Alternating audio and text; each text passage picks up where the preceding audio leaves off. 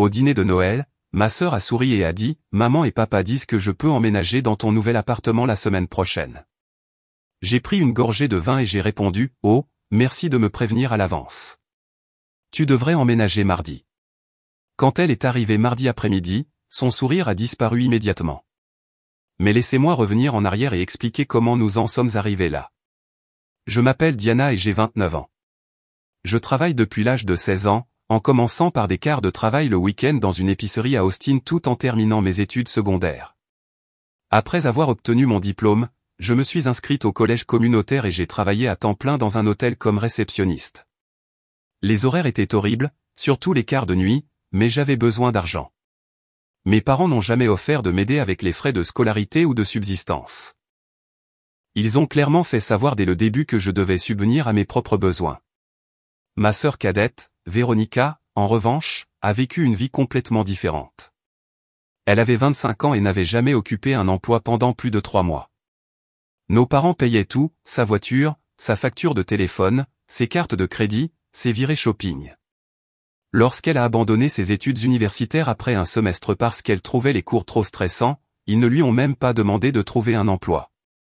Ils ont simplement continué à financer son style de vie pendant qu'elle se prélassait chez eux, postant des photos sur les réseaux sociaux et se plaignant de la monotonie d'Austin. J'ai quitté la maison de mes parents quand j'avais 19 ans. J'ai loué un minuscule studio qui sentait la moisissure et avait un radiateur qui cliquetait toute la nuit, mais il était à moi. J'ai gravi les échelons à l'hôtel, devenant finalement assistante de direction. J'ai économisé chaque dollar que je pouvais, sautant parfois des repas pour mettre plus d'argent de côté. À 24 ans, j'avais suffisamment économisé pour un acompte sur une petite maison dans un quartier convenable. Mes parents n'ont pas assisté à la signature. Ma mère a dit qu'ils étaient occupés ce jour-là. Véronica n'a même pas répondu à mon texto à ce sujet. 3 ans plus tard, j'ai acheté une deuxième propriété, un appartement de 2 chambres dans un immeuble récemment rénové du centre-ville. C'était un investissement judicieux. Le marché locatif à Austin était fort, et je savais que je pouvais trouver de bons locataires et obtenir des revenus réguliers. J'ai l'intention d'utiliser les revenus locatifs pour rembourser mon prêt hypothécaire plus rapidement et accumuler plus de capitaux propres. J'ai conclu l'achat de l'appartement début décembre. J'étais fier de moi. À 29 ans, je possédais 2 propriétés avec des prêts hypothécaires gérables et un plan financier solide. J'avais travaillé dur pour tout ce que j'avais, et c'était agréable de voir les résultats de toutes ces années de sacrifice. J'ai mentionné l'appartement à mes parents lors d'un appel téléphonique concernant les plans pour le dîner de Noël. Je n'y ai pas beaucoup pensé.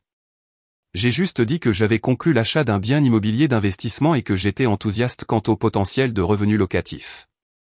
Ma mère a dit « Oh, c'est bien, ma chérie », et a changé de sujet pour savoir quel plat chacun devait apporter au dîner de Noël.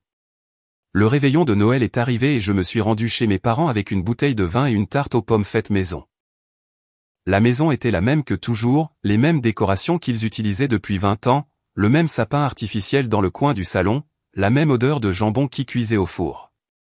Véronica était déjà là, allongée sur le canapé avec son téléphone, vêtue d'un pantalon de pyjama et d'un sweatshirt surdimensionné. Elle a à peine levé les yeux quand je suis entré. « Salut », ai-je dit. « Salut », a-t-elle répondu, sans quitter son écran des yeux. Mon père était dans la cuisine en train de découper le jambon. Ma mère était en train de mettre la table. Tout semblait normal. Nous nous sommes assis pour manger vers 19h, passant les plats et bavardant sur le temps et les voisins.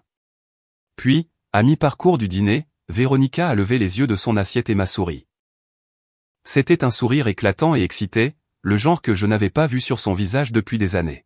« Alors, Diana », a-t-elle dit, sa voix joyeuse, « maman et papa disent que je peux emménager dans ton nouvel appartement la semaine prochaine. » J'ai arrêté de mâcher. J'ai posé ma fourchette et je l'ai regardé, puis j'ai regardé mes parents. Ma mère était concentrée sur ses haricots verts. Mon père était en train de couper un autre morceau de jambon. « Excusez-moi », ai-je dit. « Ton appartement du centre-ville », a poursuivi Véronica, toujours souriante. « Maman et papa m'ont dit que je pouvais emménager. Je suis tellement excité.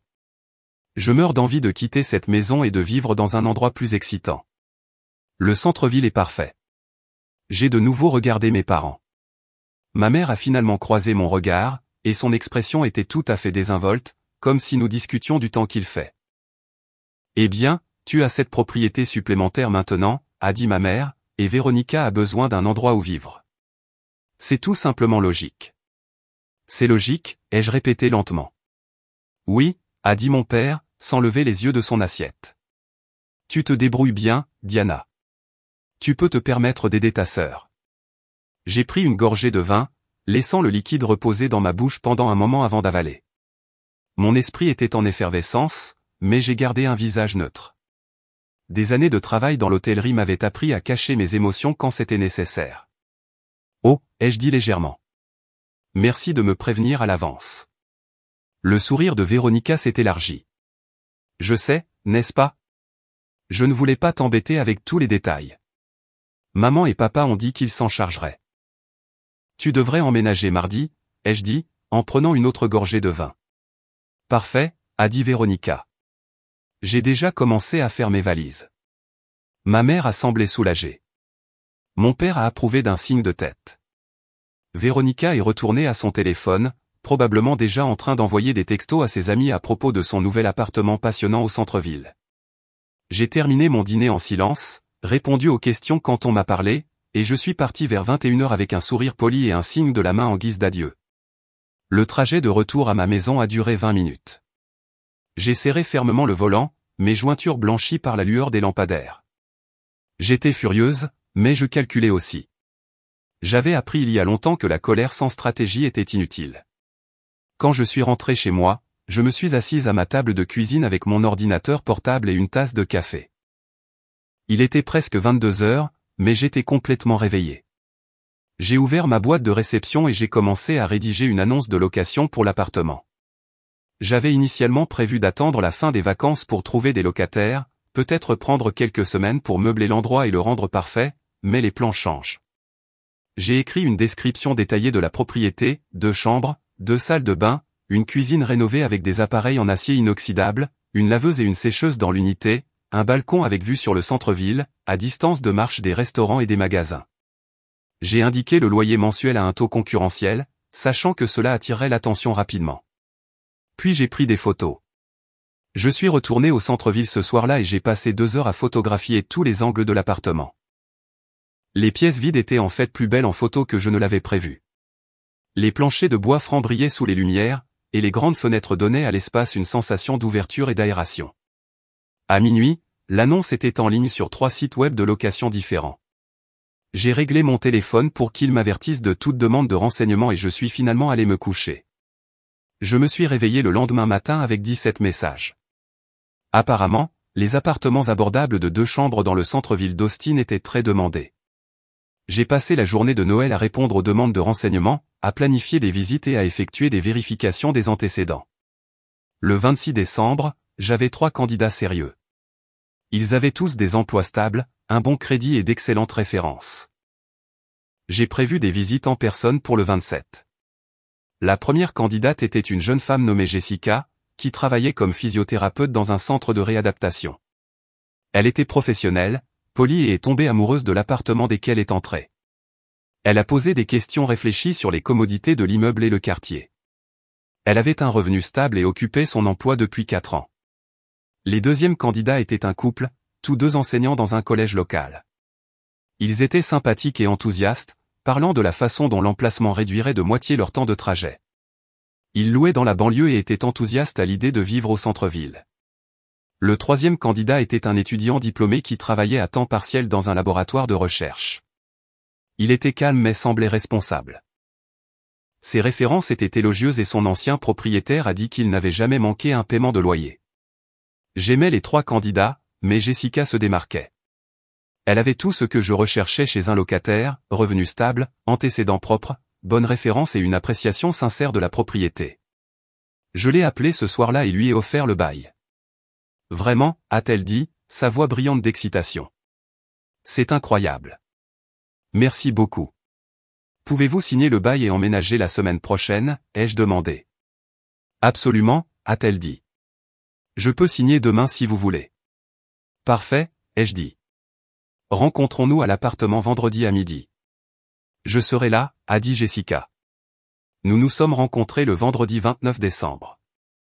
Jessica a apporté un chèque de caisse pour le premier mois de loyer, le dernier mois de loyer et le dépôt de garantie. Nous nous sommes assises au comptoir de la cuisine et avons parcouru le bail page par page. Elle a lu chaque section attentivement, a posé quelques questions de clarification et a signé sur la ligne pointillée. « Quand puis-je emménager ?» a-t-elle demandé. « Quand vous voulez » ai-je dit.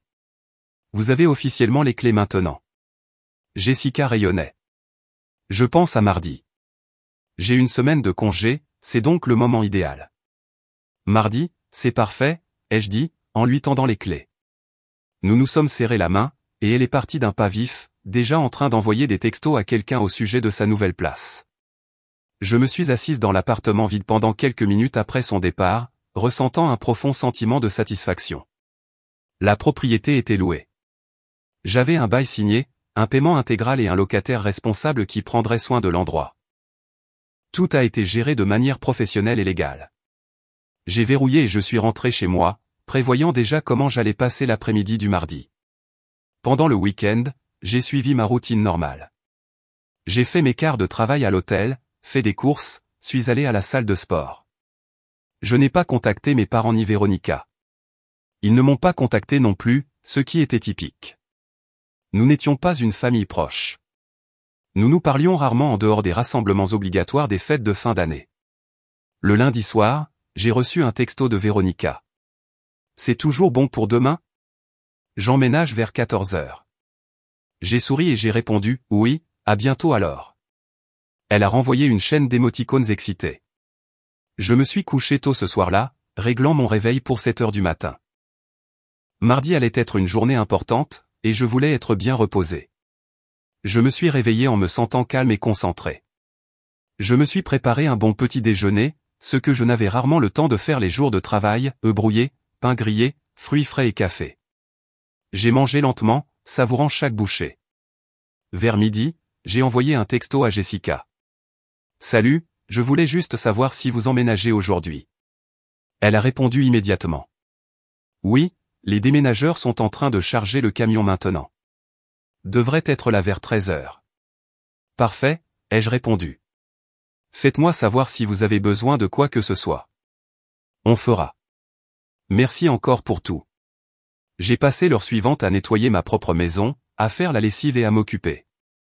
À 13 h 30, Jessica m'a envoyé une photo de son nouveau salon avec des boîtes empilées contre le mur. Arrivé.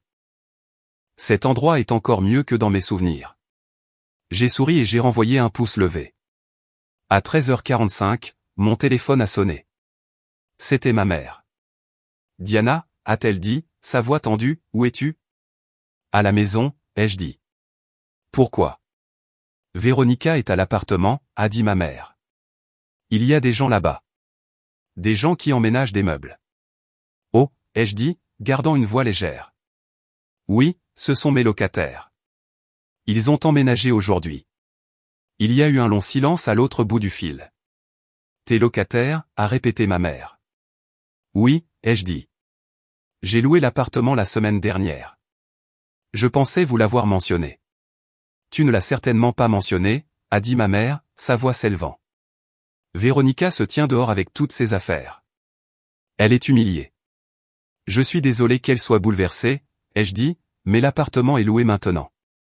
J'ai un bail signé et tout. »« Diana, c'est inacceptable » a dit ma mère. « Tu savais qu'elle emménageait aujourd'hui. »« En fait, je ne savais pas » ai-je dit calmement. « Personne ne m'a rien demandé. Vous avez tous simplement décidé entre vous que Véronica vivrait dans ma propriété sans jamais me consulter. Je suis propriétaire de cet appartement. J'ai payé pour cela avec mon propre argent, et j'ai décidé de le louer. » Ma mère a bafouillé à l'autre bout du fil, cherchant ses mots. J'ai entendu la voix de mon père en arrière-plan demandant ce qui se passait. J'ai aussi entendu Véronica pleurer, sa voix aiguë et stridente. « C'est ta sœur » a finalement dit ma mère. « Comment as-tu pu lui faire ça ?»« Faire quoi » ai-je demandé. « Louer ma propre propriété. Utiliser mon investissement pour générer des revenus comme je l'avais prévu ? Tu es égoïste » a lâché ma mère. « Tu as beaucoup de place. Tu as une maison entière. Tu aurais pu la laisser rester là gratuitement. » Elle n'a pas demandé, ai-je dit, ce n'était pas une question. c'est la famille, a dit ma mère, comme si cela expliquait tout. Moi aussi, ai-je répondu. Mais cela ne vous a pas empêché de vous attendre à ce que je vous cède ma propriété sans même me le demander d'abord. Nous te l'avons dit au dîner de Noël, a dit ma mère. Vous m'avez informé d'une décision que vous aviez déjà prise, ai-je corrigé. Ce n'est pas la même chose que de demander. Mon père a pris le téléphone. Sa voix était sévère, le même ton qu'il utilisait quand j'étais enfant et que j'avais fait quelque chose qu'il désapprouvait. Diana, tu dois arranger ça, a-t-il dit. Ta sœur est debout sur le trottoir en train de pleurer. Les voisins regardent. C'est embarrassant pour nous tous. Je suis désolé qu'elle soit embarrassée, ai-je dit. Mais je ne peux pas arranger ça. J'ai un contrat de location légal avec un locataire qui a déjà emménagé. L'appartement est occupé. Romps le bail, a exigé mon père. Je ne peux pas faire ça, ai-je dit. Et je ne le ferai pas même si je le pouvais. C'est ma propriété et ma décision. Après tout ce que nous avons fait pour toi, a dit mon père, sa voix dégoulinant de déception. J'ai failli rire. Tout ce que vous avez fait pour moi? Comme quoi exactement? Nous t'avons élevé, a-t-il dit. Vous étiez légalement obligé de le faire, ai-je dit. Je suis financièrement indépendante depuis l'âge de 19 ans. J'ai payé pour mes propres études, ma propre voiture, mon propre logement. Vous ne m'avez jamais donné un seul dollar de soutien depuis que j'ai quitté la maison. Pendant ce temps, vous avez financé toute la vie adulte de Véronica. Alors ne me parlez pas de ce que vous avez fait pour moi. Il y a eu un silence. J'ai entendu ma mère pleurer maintenant aussi. Véronica gémissait toujours en arrière-plan. Tu es cruel, a dit mon père doucement. Non, ai-je dit. Je suis juste. J'ai travaillé dur pour ce que j'ai. J'ai sacrifié et économisé pendant des années pour bâtir une sécurité financière. Véronica n'a jamais travaillé pour rien dans sa vie, et vous avez permis cela. Vous lui avez fait croire qu'elle pouvait simplement prendre ce qu'elle voulait sans demander, sans le mériter, sans même considérer que d'autres personnes ont des droits et des limites. C'est ta sœur, a répété mon père, comme si le dire assez de fois allait changer mon esprit. Et je suis votre fille, ai-je dit. Mais vous ne m'avez jamais traité comme Véronica était traitée. Vous n'avez jamais payé mes factures ou acheté de voiture ou m'avez laissé vivre sans loyer. Vous vous attendiez à ce que je gère tout par moi-même, alors je l'ai fait. Et maintenant, je gère ma propre propriété de la manière que je juge appropriée. Mon père est resté silencieux pendant un long moment. Puis il a dit, ta mère et moi sommes très déçus de toi. Je peux vivre avec ça, ai-je dit. Au revoir. J'ai raccroché avant qu'il ne puisse répondre. Mes mains tremblaient légèrement, l'adrénaline me parcourant le corps. J'ai posé le téléphone sur le comptoir de la cuisine et j'ai pris une profonde inspiration. Je venais de tracer une ligne dans le sable avec ma famille, et il n'y avait pas de retour en arrière possible, mais je ne le regrettais pas une seule seconde. Mon téléphone a vibré avec des textos. D'abord de ma mère, puis de Véronica, puis de ma mère à nouveau. Je ne les ai pas lus. J'ai mis mon téléphone en silencieux et je l'ai rangé dans un tiroir. Je me suis versé un verre de vin et je me suis assise sur mon porche arrière, regardant mon petit jardin bien entretenu. J'avais planté des fleurs le long de la clôture le printemps dernier, et elles étaient encore en fleurs malgré le froid hivernal. J'avais peint le porche moi-même, choisissant un gris doux qui complétait l'extérieur de la maison. Chaque partie de cet endroit reflétait mon travail acharné et mes choix. L'appartement du centre-ville était pareil. Je l'avais choisi avec soin, négocié un prix équitable, obtenu un financement et conclu l'affaire toute seule. Il était à moi, pas à mes parents, pas à Véronica.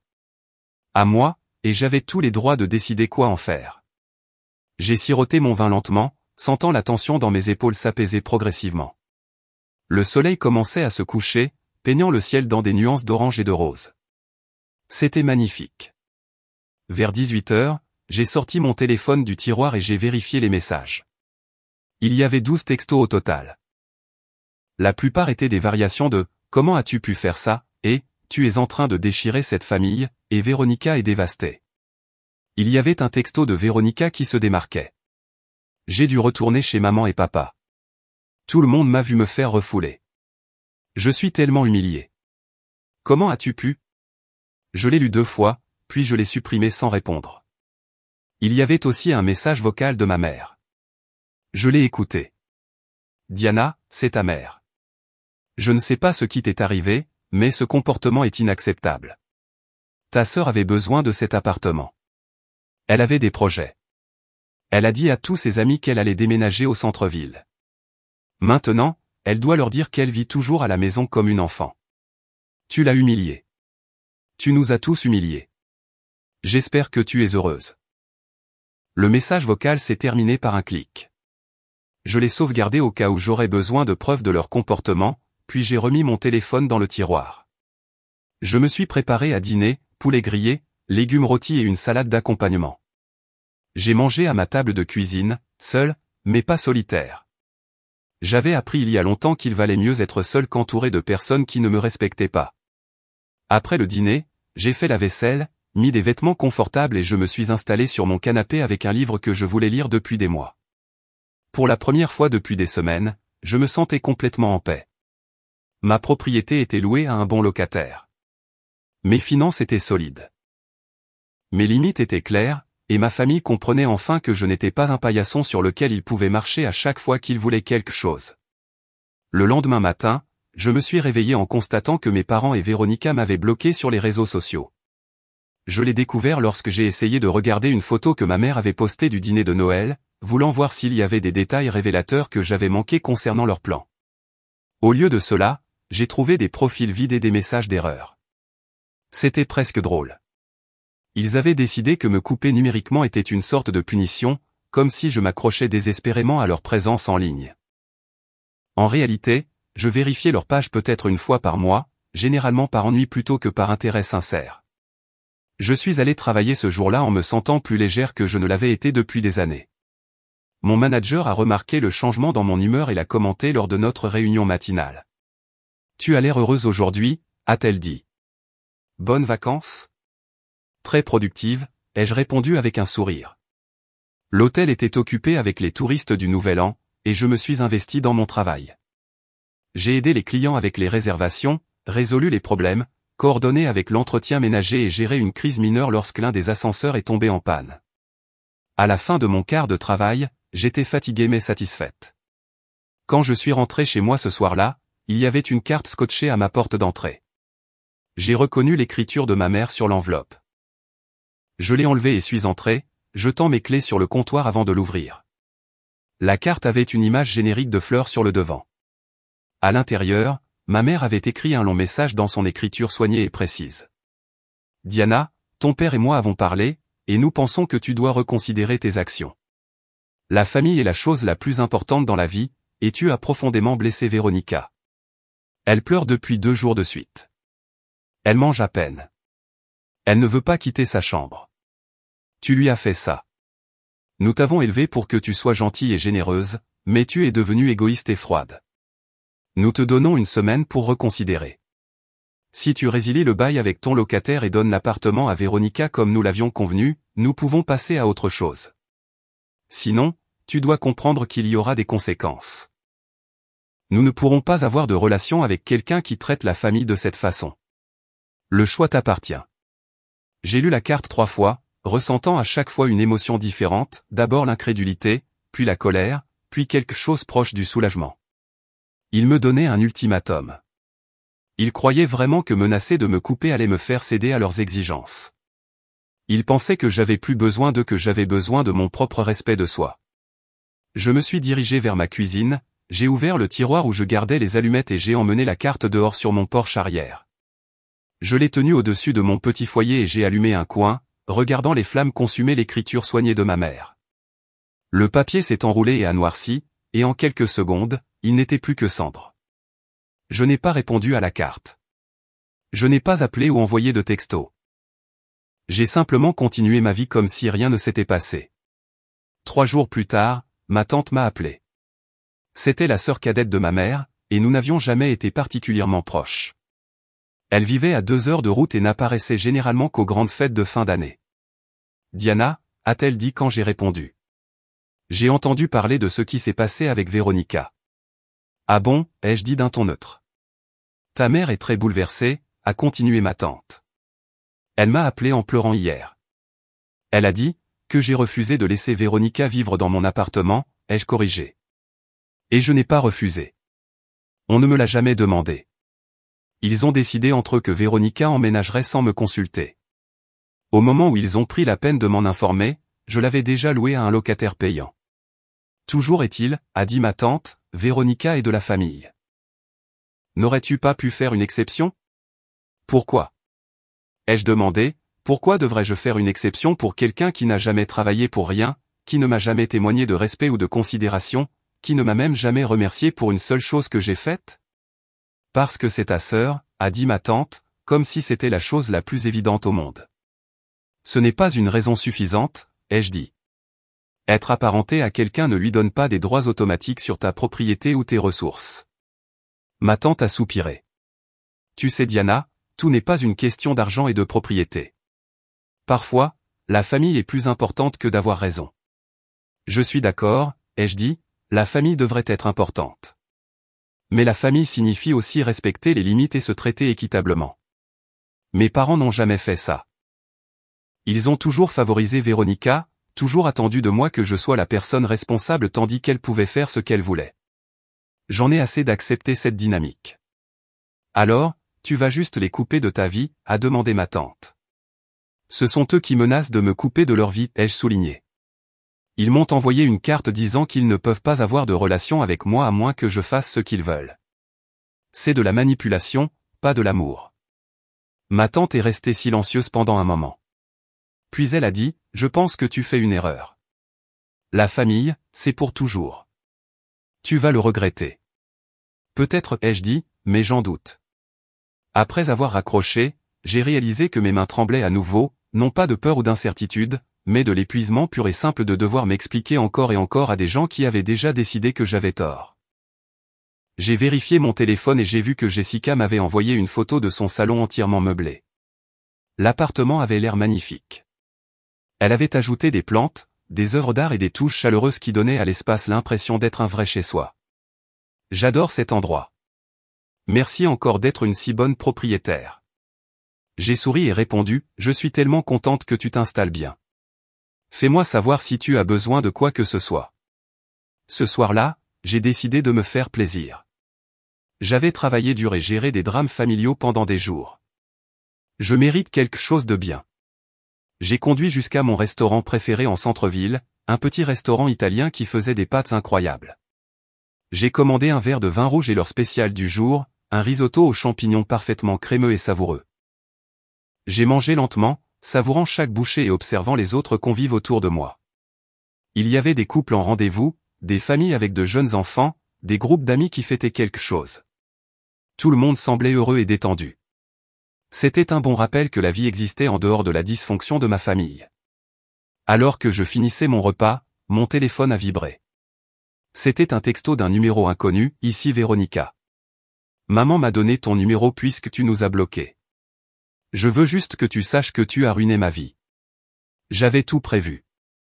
J'allais prendre un nouveau départ en centre-ville, peut-être trouver un emploi dans l'une des boutiques, rencontrer de nouvelles personnes. Maintenant, je suis coincé à la maison avec maman et papa qui me traitent comme un échec. Tout le monde sait ce qui s'est passé. Mes amis n'arrêtent pas de me demander pourquoi je ne suis pas encore en centre-ville.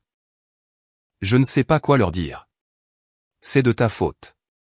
Tu aurais pu m'aider, mais tu as choisi d'être égoïste à la place. J'espère que tu es heureuse. J'ai lu le message 2 fois, puis j'ai bloqué le numéro. J'ai payé mon addition, laissé un généreux pourboire et suis retourné à ma voiture.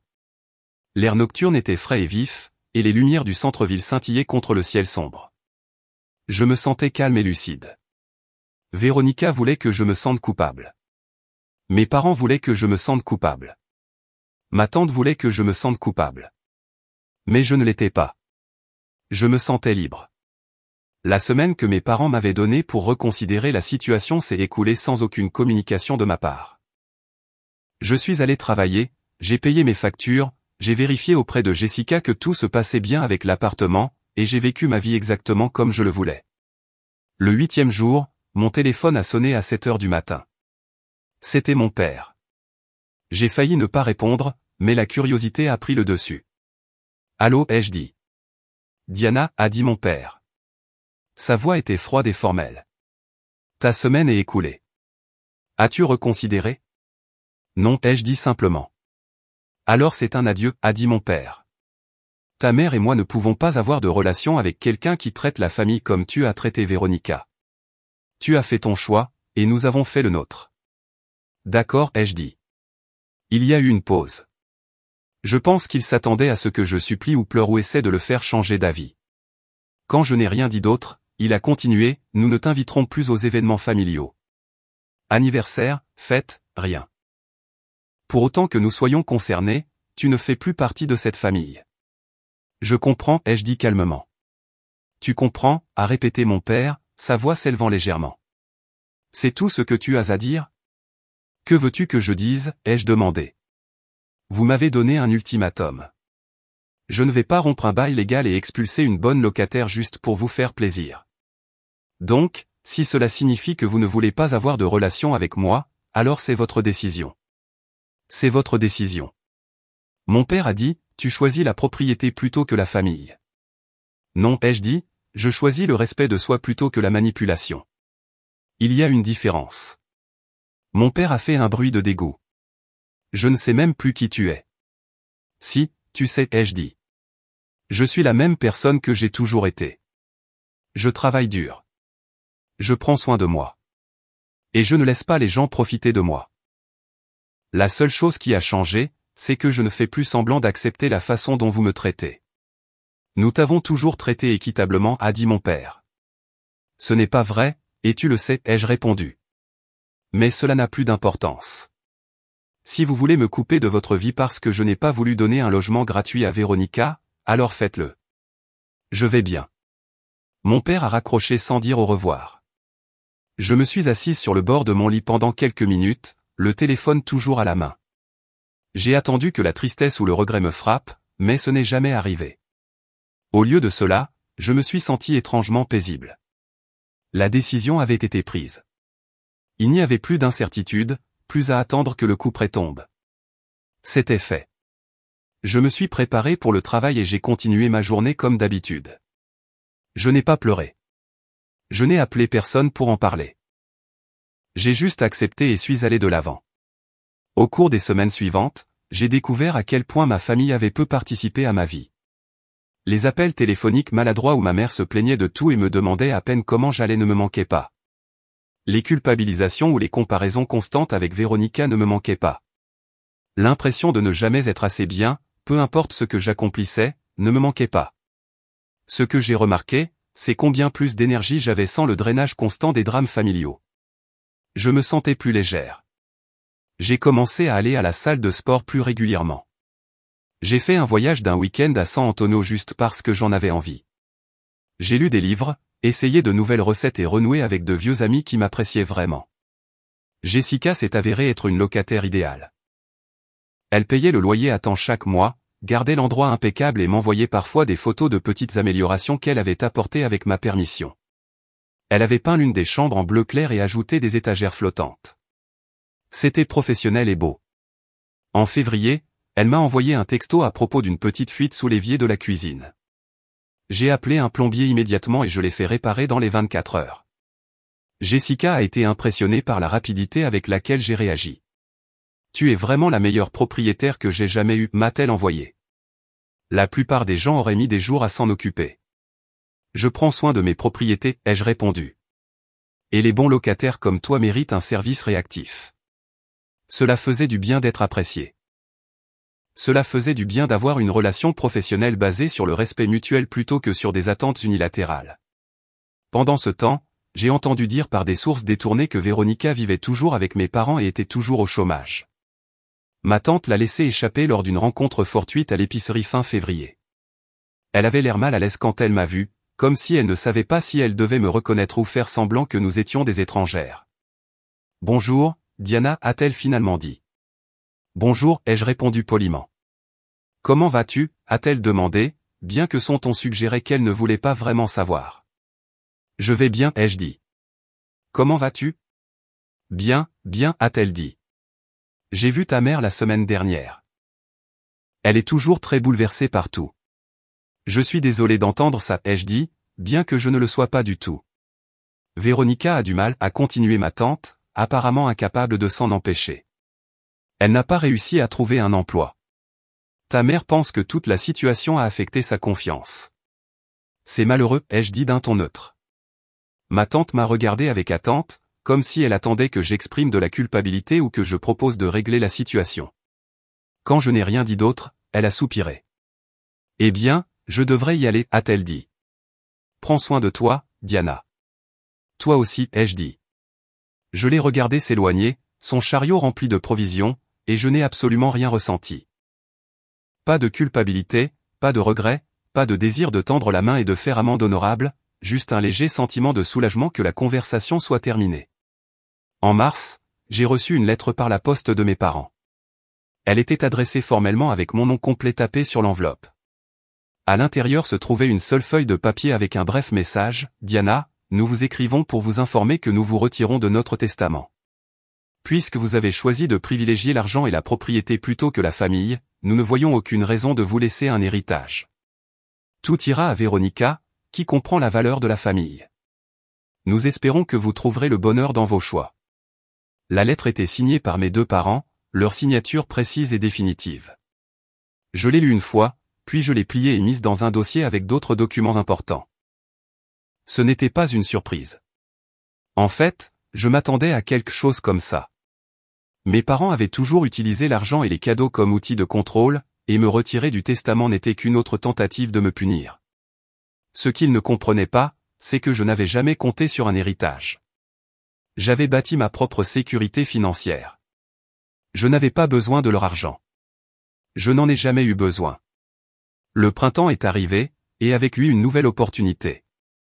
L'hôtel où je travaillais a annoncé qu'il ouvrait un deuxième établissement de l'autre côté de la ville, et ils avaient besoin d'un gestionnaire expérimenté pour aider à le mettre en place et à le diriger. Le poste était assorti d'une augmentation de salaire importante et de plus de responsabilités. J'ai postulé immédiatement et on m'a offert le poste en une semaine. Mon patron m'a dit que j'étais le choix évident, que mon éthique de travail et mon professionnalisme s'étaient toujours démarqués. Vous êtes l'une des personnes les plus fiables avec lesquelles j'ai jamais travaillé, a-t-elle dit. Je n'ai aucun doute que vous ferez de ce nouvel établissement un succès. J'ai commencé le nouveau poste en avril, me lançant à corps perdu dans le défi d'ouvrir un nouvel hôtel. Il y avait 1 million de détails à gérer, embaucher du personnel, mettre en place des systèmes, coordonner avec les fournisseurs, s'assurer que tout était prêt pour l'ouverture officielle. C'était épuisant mais exaltant. Le nouvel hôtel a ouvert en mai, et ce fut un triomphe. Nous avons eu un flux constant de clients dès le premier jour, d'excellentes critiques et une équipe qui travaillait bien ensemble. J'étais fier de ce que nous avions accompli. À peu près au même moment, j'ai commencé à fréquenter quelqu'un que j'avais rencontré par l'intermédiaire d'un ami. Il s'appelait Trevor et travaillait comme architecte. Il était gentil, drôle et respectueux.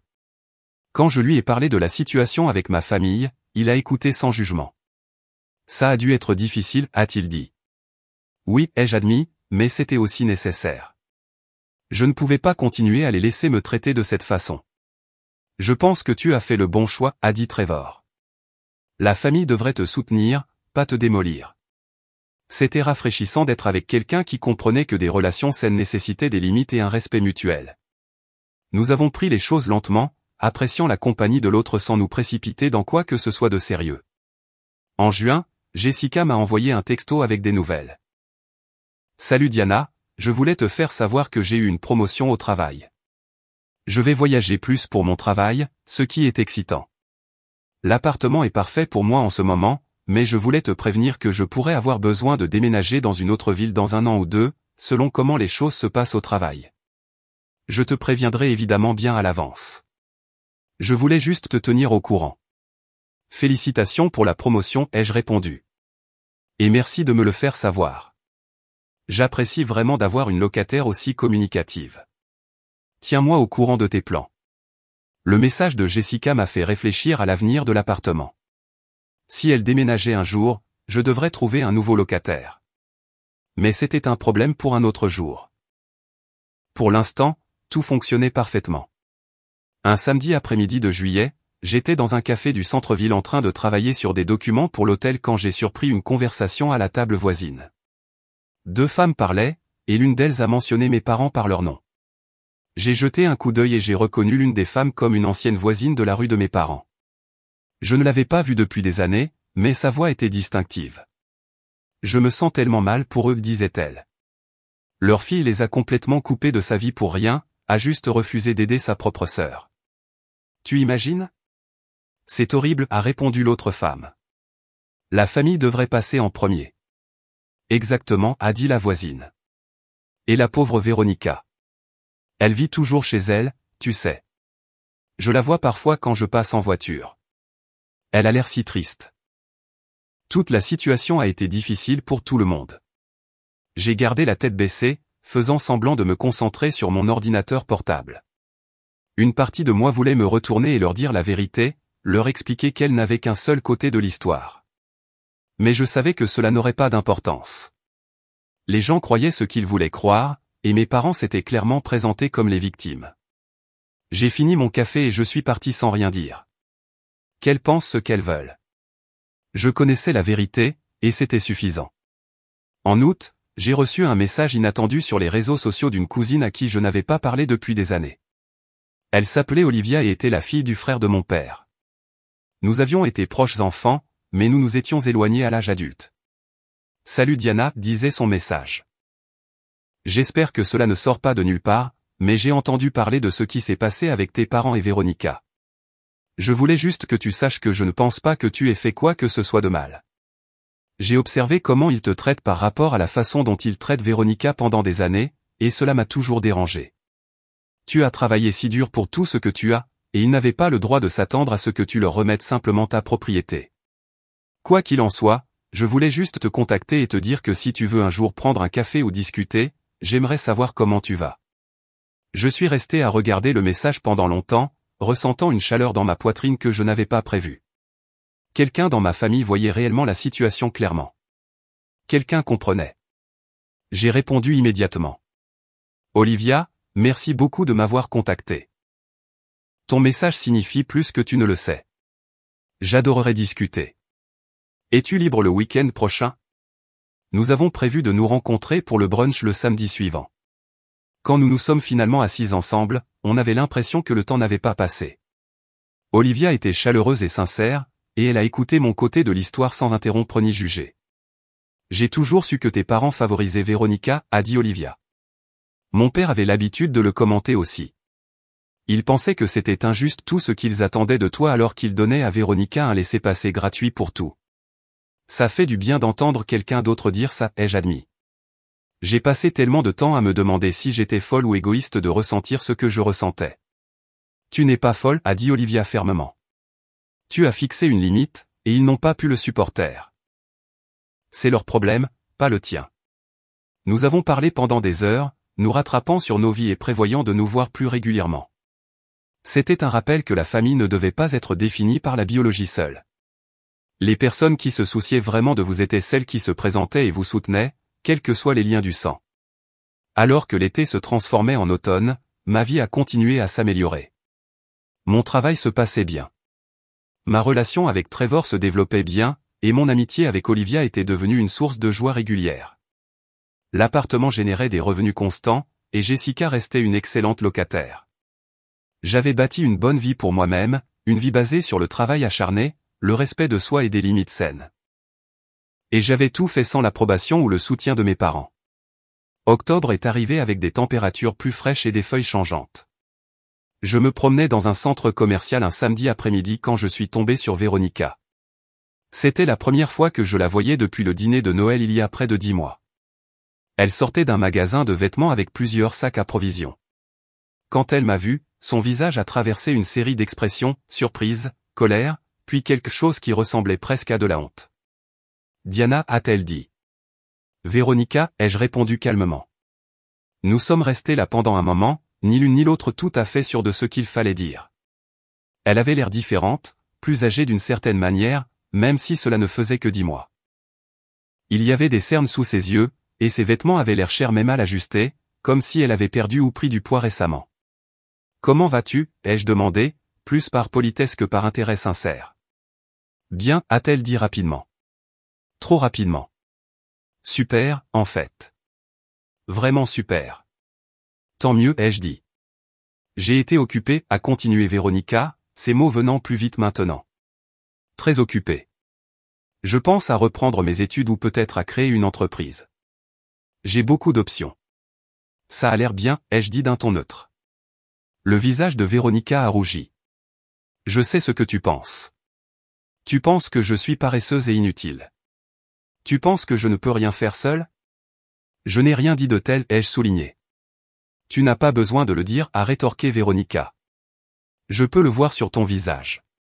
Tu m'as toujours méprisé. Tu as toujours pensé que tu étais meilleur que moi parce que tu as un travail et une maison. Je ne pense pas que je sois meilleur que toi, ai-je dit. Mais je pense que j'ai fait des choix différents. J'ai choisi de travailler dur et de construire quelque chose pour moi-même. Tu as choisi de laisser maman et papa s'occuper de tout. C'était nos choix. Je n'ai rien choisi, a dit Véronica, sa voix s'élevant. Ils ont proposé. Ils voulaient m'aider. Ils t'ont encouragé, ai-je corrigé. Il y a une différence. Les yeux de Véronica se sont remplis de larmes. Tu as tout gâché. J'aurais pu prendre un nouveau départ en centre-ville. J'aurais pu comprendre les choses, mais tu m'as enlevé ça. Je ne t'ai rien enlevé, ai-je dit fermement. Cet appartement n'a jamais été à toi. Il était à moi. Je l'ai acheté avec mon propre argent, et j'ai choisi de le louer. Ce que toi, maman et papa avaient décidé entre vous n'était pas mon problème. Tu aurais pu m'aider, a dit Véronica. J'aurais pu, ai-je admis. Mais j'ai choisi de ne pas le faire. Et je ne regrette pas cette décision. Véronica m'a fixé pendant un long moment, des larmes coulant sur son visage. Puis elle s'est retournée et s'est éloignée rapidement, ses sacs à provisions se balançant à ses côtés. Je l'ai regardée partir, ne ressentant qu'un léger sentiment de tristesse. Non pas pour ma décision, mais pour le fait qu'elle n'avait toujours rien appris. Elle croyait toujours que le monde lui devait quelque chose, que les autres devaient se sacrifier pour son confort. J'ai continué mes achats et suis rentré chez moi, en chassant cette rencontre de mon esprit. 2 semaines plus tard, j'ai reçu un appel téléphonique d'Olivia. « Diana, as-tu vu la publication ?» demanda-t-elle. « Quelle publication ?» dis-je. « Ta mère a publié quelque chose sur les réseaux sociaux à ton sujet. C'est assez grave.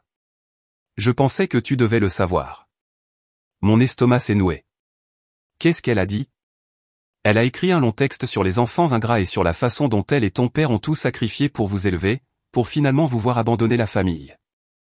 Elle n'a pas utilisé ton nom, mais il est évident qu'elle parle de toi. Beaucoup de gens commentent, en disant des choses terribles. J'ai fermé les yeux et pris une profonde inspiration. Peux-tu m'envoyer une capture d'écran? C'est déjà fait, dit Olivia. Vérifie tes messages. J'ai ouvert le message et lu la publication de ma mère. C'était long et dramatique, plein d'expressions comme parents au cœur brisé et génération égoïste, et nous lui avons tout donné. Les commentaires étaient encore pires. Des gens que je n'avais jamais rencontrés me traitaient d'ingrate, de gâtée et de sans cœur. Ça va? Demanda Olivia. Ça va, dis-je. Et étonnamment, ça allait. Elle peut publier ce qu'elle veut. Les gens qui comptent connaissent la vérité. Veux-tu répondre? Rétablir la vérité, demanda Olivia. Non, dis-je. Répondre ne ferait qu'attirer plus d'attention sur elle. Laissons-la avoir son moment. Cela ne change rien. Mais même en prononçant ces mots, j'ai senti une étincelle de colère monter dans ma poitrine. Non pas parce que ma mère avait publié des choses sur moi, mais parce qu'elle essayait toujours de contrôler le récit. Elle essayait toujours de se faire passer pour la victime. J'y ai pensé pendant le reste de la journée. Ma mère m'avait envoyé un ultimatum. Elle m'avait retiré de son testament. Elle avait raconté des mensonges aux membres de la famille sur ce qui s'était passé. Et maintenant, elle me déshonorait publiquement sur les réseaux sociaux. Et à travers tout cela, je suis restée silencieuse. J'avais pris la voie de la vertu, refusé de m'engager et continuer ma vie. Mais peut-être était-il temps d'adopter une approche différente. Peut-être était-il temps d'arrêter d'être silencieuse et de commencer à prendre la parole. Ce soir-là, je me suis assise devant mon ordinateur et j'ai commencé à taper. Pas une réponse à la publication de ma mère, mais quelque chose de plus grand, quelque chose qui raconterait ma version de l'histoire d'une manière qui ne pourrait être ni ignorée ni rejetée. J'ai écrit pendant des heures, en rédigeant mes mots avec soin. Je voulais être honnête, mais pas cruel, factuel, mais pas froide. Lorsque j'ai terminé, il était plus de minuit, mais j'étais satisfaite de ce que j'avais écrit. J'ai enregistré le document et je suis allé me coucher, en planifiant déjà ma prochaine action. Le lendemain matin, j'ai appelé Olivia. J'ai besoin de ton aide pour quelque chose, dis-je. Tout ce que tu veux, répondit Olivia. Te souviens-tu de la fête d'anniversaire de mes parents il y a quelques années? Celle où ils ont invité toute la famille. Bien sûr, dit Olivia. C'était dans ce restaurant du centre-ville. Une grande célébration pour leur 30e anniversaire. Te souviens-tu comment ils ont passé toute la soirée à parler de la fierté qu'ils tiraient de leurs 2 filles, demandai-je. Oui, dit Olivia lentement. Et je me souviens avoir trouvé ça bizarre parce qu'ils ne t'ont presque pas mentionné du tout. Tout tournait autour de Véronica. Exactement, dis-je. Et te souviens-tu de Thanksgiving il y a 2 ans, lorsque ma mère a dit à tout le monde que j'étais trop occupé par mon travail pour aider à préparer le dîner, alors que la vérité était qu'elle ne m'avait jamais demandé de l'aider. Je m'en souviens aussi, dit Olivia. Tu m'as dit plus tard que tu avais offert ton aide à plusieurs reprises et qu'elle n'arrêtait pas de dire qu'elle n'avait pas besoin d'aide. J'ai besoin que tu m'aides à documenter ces choses, dis-je, chaque fois que mes parents ont menti sur moi, m'ont ignoré ou ont favorisé Véronica. Je veux un registre clair de ce schéma de comportement. Peux-tu m'aider à me souvenir des détails? Absolument, dit Olivia. Je regarde ça se produire depuis des années. Je peux te donner plein d'exemples. Nous avons passé les 2 heures suivantes au téléphone à passer en revue les souvenirs et les incidents. Olivia avait une mémoire vive et était capable de se souvenir de conversations et de moments précis que j'avais à moitié oubliés. À la fin de l'appel, j'avais des pages de notes. Qu'est-ce que tu comptes faire de tout ça? Demanda Olivia. Je n'en suis pas encore sûr, admis-je. Mais je veux être préparé. Si ma mère veut rendre cette histoire publique, alors peut-être que je devrais le faire aussi. Sois prudente, dit Olivia. Une fois que tu as publié quelque chose, tu ne peux plus le retirer. Je sais, dis-je.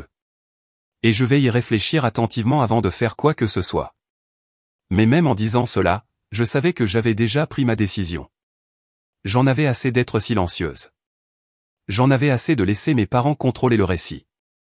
Au cours des jours suivants, j'ai affiné ma déclaration. J'ai vérifié chaque détail, je me suis assuré que mon ton était calme et mesuré, et je me suis préparé à toute réaction négative qui pourrait survenir. Puis, un jeudi soir, je l'ai publié. Je ne l'ai pas publié en réponse au coup de gueule de ma mère sur les réseaux sociaux. Au lieu de cela, j'ai créé ma propre publication sur ma propre page, une explication détaillée de ce qui s'était réellement passé. J'ai expliqué comment j'avais travaillé depuis l'âge de 16 ans pendant que mes parents finançaient le style de vie de Véronica. J'ai expliqué comment j'avais acheté l'appartement en copropriété comme bien d'investissement avec mon propre argent. J'ai expliqué comment mes parents m'avaient informé lors du dîner de Noël que Véronica allait emménager sans jamais me le demander au préalable. J'ai expliqué comment j'avais déjà loué le bien à un locataire qualifié avant que Véronica ne se présente. J'ai inclus des exemples précis de la façon dont mes parents m'avaient traité différemment de Véronica au fil des ans, pas d'une manière amère ou colérique, mais simplement comme des faits. J'ai laissé la vérité parler d'elle-même. J'ai terminé la publication par une simple déclaration, j'aime ma famille, mais je ne me laisserai pas manipuler ou culpabiliser pour abandonner mon bien ou mon amour-propre. J'ai travaillé dur pour ce que j'ai, et j'ai le droit de prendre mes propres décisions concernant ma propre vie. Si cela fait de moi une égoïste à leurs yeux, qu'il en soit ainsi. J'ai cliqué sur publier et j'ai fermé mon ordinateur portable. En moins d'1 heure, la publication avait des dizaines de commentaires. La plupart d'entre eux étaient positifs. Des amis, des collègues et même des personnes que je connaissais à peine commentaient avec des messages comme « bien fait pour toi et tu as fait ce qu'il fallait ». Et ta famille devrait être fière de toi, pas te démolir. Quelques commentaires étaient négatifs, principalement de personnes qui croyaient que la famille devait toujours passer en premier, quelles que soient les circonstances. Mais même ces commentaires étaient moins nombreux que les commentaires positifs. Le lendemain matin, la publication avait été partagée plus d'1 centaine de fois. Des gens m'envoyaient des messages privés pour partager leurs propres histoires de dysfonctionnement familial et de fixation de limites. C'était accablant, mais aussi valorisant. Olivia m'a appelé cet après-midi-là. « As-tu vu la page de ta mère ?» demanda-t-elle. « Non, dis-je. Devrais-je ? Elle a supprimé sa publication à ton sujet, dit Olivia. Et elle n'a rien publié depuis. Je pense qu'elle a réalisé que sa version des faits ne tient pas la route quand les gens entendent ta version. J'ai ressenti une vague de satisfaction. Bien. Il y a plus, dit Olivia. Mon père m'a appelé ce matin. Il a dit que ton père l'avait appelé hier pour essayer de convaincre les membres de la famille de te faire pression pour que tu retires ta publication, mais mon père a refusé. Il a dit à ton père qu'il avait lu ta publication et qu'il pensait que tu étais complètement justifié dans tout ce que tu as fait. Vraiment, dis-je, surprise. Vraiment, confirma Olivia. Et il n'est pas le seul. Une grande partie de la famille commence à remettre en question la version des faits de tes parents. Les gens posent des questions sur la raison pour laquelle ils vous ont traité, toi et Véronica, si différemment. Tes parents ne reçoivent pas la sympathie qu'ils attendaient. Je me suis assise sur mon canapé, en traitant cette information. Je n'avais pas publié ma déclaration pour monter la famille contre mes parents. Je l'avais publiée pour dire la vérité et protéger ma propre réputation. Mais apparemment, la vérité avait des conséquences au-delà de ce que j'avais prévu. Comment te sens-tu par rapport à tout ça, demanda Olivia. Honnêtement, dis-je, je me sens libre pour la première fois de ma vie. J'ai l'impression de ne pas avoir à prétendre que tout va bien. Je peux simplement être honnête sur ce qui s'est passé et les gens peuvent se faire leur propre opinion. 3 jours après avoir publié ma déclaration, ma mère m'a appelé. J'ai failli ne pas répondre, mais la curiosité a gagné. Diana, dit-elle. Sa voix était tendue et contrôlée. Nous devons parler de cette chose horrible que tu as publiée sur les réseaux sociaux, dit-elle. Tu nous as fait passer pour de terribles parents. J'ai dit la vérité, dis-je. Si la vérité vous fait paraître mal, ce n'est pas de ma faute. Tu nous as embarrassés, dit ma mère. Toute la famille en parle. Les gens nous posent des questions. Ta tante a refusé de venir dîner la semaine dernière parce qu'elle a dit qu'elle avait besoin de temps pour réfléchir à tout ça. Je suis désolé que vous soyez embarrassés, dis-je. Mais je ne suis pas désolé de l'avoir publié. Vous avez publié des choses sur moi en premier, vous vous souvenez? Vous avez essayé de me faire passer pour une fille ingrate et égoïste. J'ai juste fourni le contexte. Nous sommes tes parents, dit ma mère. Tu devrais nous respecter. Le respect va dans les 2 sens, répondis-je. Et vous ne m'avez pas respecté depuis des années. Vous vous attendiez à ce que je remette ma propriété à Véronica sans même demander. Vous m'avez exclu de votre testament.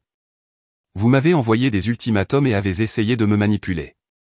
Vous n'avez pas le droit d'exiger du respect quand vous ne m'en avez pas accordé. Il y eut un long silence. J'entendais ma mère respirer à l'autre bout du fil. Qu'est-ce que tu veux de nous, demanda-t-elle finalement, et sa voix semblait fatiguée. Je ne veux rien de vous, dis-je honnêtement. Je veux juste vivre ma vie sans être culpabilisé ou manipulé. C'est tout ce que j'ai toujours voulu. Alors c'est tout, demanda ma mère. Tu en as juste fini avec nous? C'est vous qui avez dit que nous ne pouvions pas avoir de relation à moins que je ne fasse ce que vous vouliez, lui rappelai-je. Je ne fais qu'accepter les conditions que vous avez fixées. Peut-être avons-nous été trop durs, dit ma mère doucement. Ton père et moi en avons parlé. Peut-être avons-nous surréagi. J'ai senti un frémissement, pas de l'espoir exactement, mais de la curiosité. Qu'est-ce que tu veux dire? Je veux dire que peut-être pouvons-nous arranger ça, dit ma mère. Si tu retires cette publication, nous pouvons recommencer à zéro. Nous pouvons laisser tout ça derrière nous. Et voilà, la condition. Même maintenant, même après tout, il ne pouvait pas simplement s'excuser sans demander quelque chose en retour. Non, dis-je. Non, répéta ma mère. La publication reste en ligne, dis-je. C'est la vérité, et je ne vais pas l'effacer juste pour vous mettre à l'aise. Si vous voulez avoir une relation avec moi, elle doit être basée sur le respect mutuel et l'honnêteté, et non sur le fait que je fasse tout ce que vous voulez en échange de votre approbation. Ce n'est pas juste, protesta ma mère. En fait, c'est la définition de juste, dis-je. Je ne vous demande rien d'autre que de me traiter comme une égale, comme une adulte qui a le droit de prendre ses propres décisions. Si vous ne pouvez pas faire ça, alors nous n'avons plus rien à nous dire. Ma mère resta silencieuse pendant un long moment. Puis elle dit, j'ai besoin d'y réfléchir. Ce n'est pas ce à quoi je m'attendais. Prenez tout le temps dont vous avez besoin, dis-je, mais ma position ne changera pas. Elle raccrocha sans dire au revoir. Je posai mon téléphone et regardai autour de mon salon confortable et paisible dans la maison que j'avais achetée avec mon propre argent. J'avais construit une belle vie. J'avais des amis qui me soutenaient, une relation qui me rendait heureuse, un travail dont j'étais fier et des biens qui généraient des revenus. J'avais tout ce dont j'avais besoin. Et si mes parents ne pouvaient pas l'accepter, c'était leur perte, pas la mienne. 2 semaines plus tard, j'ai reçu une lettre de mon père. Elle était manuscrite, ce qui m'a surprise. Mon père écrivait rarement quelque chose à la main. Diana, commençait la lettre. Ta mère et moi avons passé beaucoup de temps à réfléchir à ce que tu as dit. Nous ne sommes pas d'accord avec tout ce que tu as publié, mais nous voyons que nous avons fait des erreurs. Nous vous avons traité, toi et Véronica, différemment, et ce n'était pas juste pour toi. Nous nous attendions à ce que tu sois responsable et indépendante tout en laissant Véronica dépendre de nous. Nous voyons maintenant que cela a créé du ressentiment. Nous aimerions essayer de reconstruire notre relation si tu es d'accord. Nous ne te demandons pas de retirer ta publication ou de t'excuser d'avoir fixé des limites. Nous te demandons juste une chance de repartir à zéro. Si tu es disposé à parler, fais-le nous savoir. J'ai lu la lettre 3 fois. Ce n'étaient pas des excuses parfaites. Elle contenait encore des phrases comme « nous ne sommes pas d'accord avec tout ». Cela montrait qu'ils n'assumaient pas pleinement leurs responsabilités. Mais c'était plus que ce à quoi je m'attendais. C'était un début. J'ai décidé d'attendre quelques jours avant de répondre. Je voulais m'assurer que je prenais la décision avec une tête claire, pas par solitude ou par un besoin désespéré de connexion familiale. Après mûre réflexion, j'ai répondu « J'apprécie votre lettre. Je suis disposé à avoir une conversation, mais seulement si nous pouvons établir des limites claires. J'ai besoin que vous compreniez que mes biens et mes finances m'appartiennent, et je ne me laisserai pas faire pression pour prendre des décisions en fonction de ce que vous pensez que je devrais faire. J'ai besoin que vous me traitiez, moi et Véronica, sur un pied d'égalité, ce qui signifie vous attendre à ce qu'elle soit responsable de sa propre vie, tout comme vous vous attendiez à ce que je le sois. Si nous pouvons nous mettre d'accord sur ces conditions, alors oui, nous pouvons essayer de reconstruire, mais je ne reviendrai pas à la situation antérieure. J'ai posté la lettre et j'ai attendu. 1 semaine plus tard, mes parents ont appelé et m'ont demandé si je voulais les rencontrer pour prendre un café. J'ai accepté. Nous nous sommes rencontrés dans un lieu neutre, un café à mi-chemin entre ma maison et la leur. La conversation a été maladroite au début, guindée et prudente, mais lentement, nous avons commencé à parler de choses réelles. Ma mère a admis qu'elle avait toujours trouvé plus facile de s'occuper de Véronica que de la laisser se débattre. Mon père a admis qu'il avait pris mon indépendance pour acquise et avait supposé que je n'avais pas besoin de leur soutien. J'ai expliqué comment leur favoritisme m'avait blessé au fil des ans, comment il m'avait donné l'impression que je n'étais valorisé que pour ce que je pouvais apporter, et non pour ce que j'étais. Ce n'était pas une conversation parfaite. Il y a eu des moments de tension et de défensive, mais c'était honnête, et c'était quelque chose que nous n'avions jamais vraiment eu auparavant. À la fin de la réunion, ma mère a demandé « Qu'en est-il de Véronica ?» Elle est toujours très bouleversée par tout ça. Véronica doit apprendre à prendre soin d'elle-même, dis-je fermement. Et vous devez cesser de la rendre dépendante. Elle a 25 ans. Il est temps pour elle de grandir. Mon père hocha lentement la tête. Tu as raison. Nous lui avons rendu un mauvais service. Et si elle ne veut pas changer, demanda ma mère. C'est son choix, dis-je. Mais ce ne devrait plus être votre problème à résoudre. Au fil des mois, mes parents ont lentement commencé à changer leur approche avec Véronica. Ils ont cessé de payer toutes ses factures. Ils lui ont donné une date limite soit pour trouver un emploi, soit pour déménager. C'était difficile pour eux, et Véronica s'est battue à chaque étape, mais ils ont tenu bon. Au printemps, Véronica avait trouvé un emploi de réceptionniste dans un cabinet dentaire. Ce n'était pas glamour, mais c'était un début. Elle a emménagé dans un petit appartement avec une colocataire et a commencé lentement et à contre-cœur à construire sa propre vie. Ma relation avec mes parents s'est améliorée progressivement.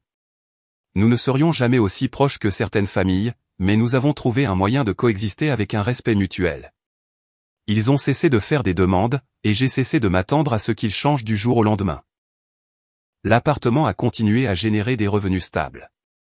Jessica a finalement déménagé pour son travail, comme elle l'avait prédit, et j'ai trouvé un autre excellent locataire pour la remplacer. Ma carrière a continué à s'épanouir, et Trevor et moi avons emménagé ensemble après 1 an de fréquentation. Quant à Véronica, elle est finalement venue me présenter des excuses à contre-cœur. Elle n'était pas sincère, et je pouvais dire qu'elle m'en voulait toujours dans une certaine mesure. Mais elle a reconnu que le fait d'être forcée de prendre soin d'elle-même avait été une bonne chose pour elle. Elle apprenait des choses qu'elle aurait dû apprendre il y a des années. L'expérience a appris à ma famille que les limites n'étaient pas des punitions, mais des structures nécessaires à des relations saines. Mes parents ont appris que traiter les enfants sur un pied d'égalité signifiait avoir les mêmes attentes, pas seulement la même affection. Véronica a appris que personne ne lui devait une promenade gratuite dans la vie, et j'ai appris que défendre mes droits n'était pas égoïste. C'était essentiel. En fin de compte, Véronica ne s'est jamais remise de l'humiliation d'avoir été refoulée de l'appartement ce jour-là. L'histoire s'est répandue dans ses cercles sociaux, et elle est devenue connue comme la femme dont la sœur a refusé de la laisser vivre au crochet des autres. Elle a lutté pour reconstruire sa réputation et son estime de soi. Mes parents, eux aussi, ont subi des conséquences. Plusieurs membres de la famille se sont distanciés après avoir appris comment ils m'avaient traité, et leur statut social au sein de la famille a diminué. Ils ont passé des années à essayer de réparer les relations qu'ils avaient endommagées par leur favoritisme et leur manipulation, sans jamais tout à fait retrouver le respect qu'ils avaient autrefois. Alors que j'étais assise sur mon porche un soir, à regarder le coucher du soleil sur la ville dans laquelle j'avais construit ma vie, j'ai réfléchi à mon parcours de vengeance. Il ne s'agissait pas de cruauté ou de rancune. Il s'agissait de refuser d'être traité comme moins que ce que je méritais, de tracer une ligne et de refuser de la franchir, quelle que soit la pression exercée. Parfois, la vengeance la plus puissante consiste simplement à bien vivre et à refuser de compromettre sa propre valeur pour le confort de qui que ce soit.